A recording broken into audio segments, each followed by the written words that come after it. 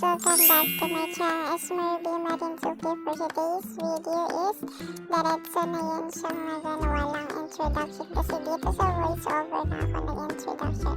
So for today's video is nag-cravings ito na suman with balanghoy.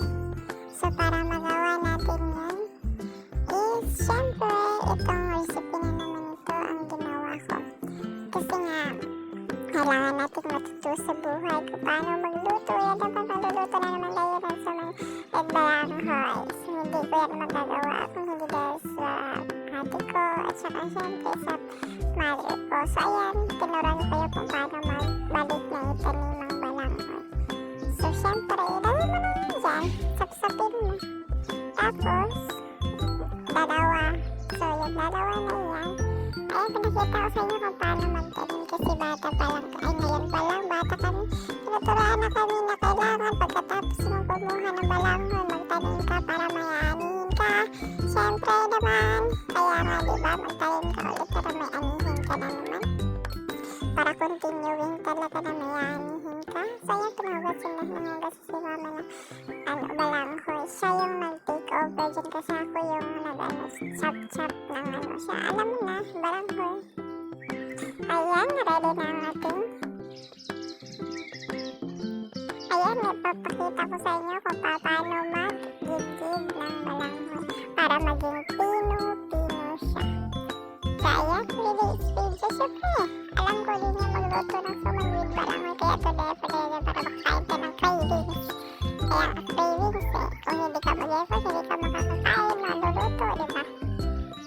So, ayan dyan, halos yan, tinapos ko na, hindi ko na fully binagdaga na fully tinapos ko kasi syempre, ang sakit na ng kamay ko at syempre, kailangan yung matapos ito para makapagluto na para eksakto 3 p.m. Merienda time is makakain na ako ng suman with balanghoy. So, ayan. So, ang suman with balanghoy is dati nilalagyan ni mama ng lubi. Yung lubi, parang ano siya wait. Siyempre, balanghoy with nilagyan niya ng ng lubi kasi nga pang palaman, gano'n yung min ko dati. Pero ngayon gusto ko kasi na, siyempre, tinamplahan din yung pagkatapos pag mapino niya yung lahat. Ngayon, natimplahan mo ng asukal. So, ayan, may kusmay mo at ayan na pinong-pino. Pwede niya siya ilagay sa suman. So, bago niya ilagay sa kanyang suman, dahon, isasali. Is kailangan halugin mo muna yan.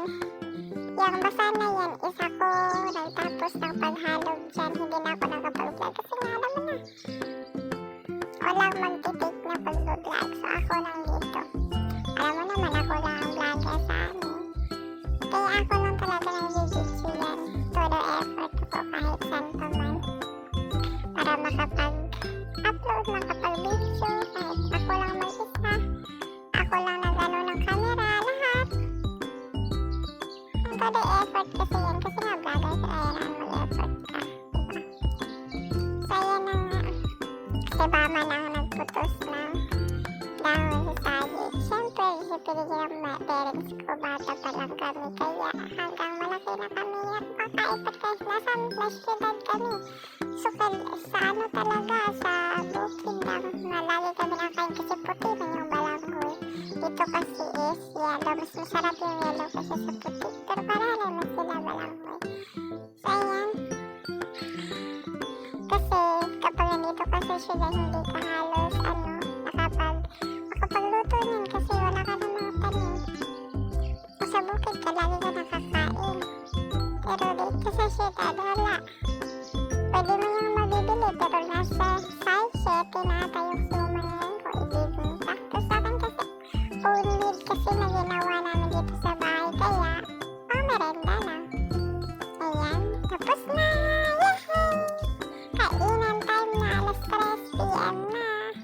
Masarap siya isaw-saw sa kape. Sa umagahan, kung hindi mauubos, diba? Pag umagahan, din o bukas. Ayan. So, hanggang ano lang yung suman, hanggang sa isang araw at kalahati bago mapanis. So, ayan nga, kinain ko, nag-demo pa yan hanggang sa pagtanim, hanggang sa pagdidikid. Siyempre, kung tumitingin ka sa ibang nagbablog, dapat marunong ka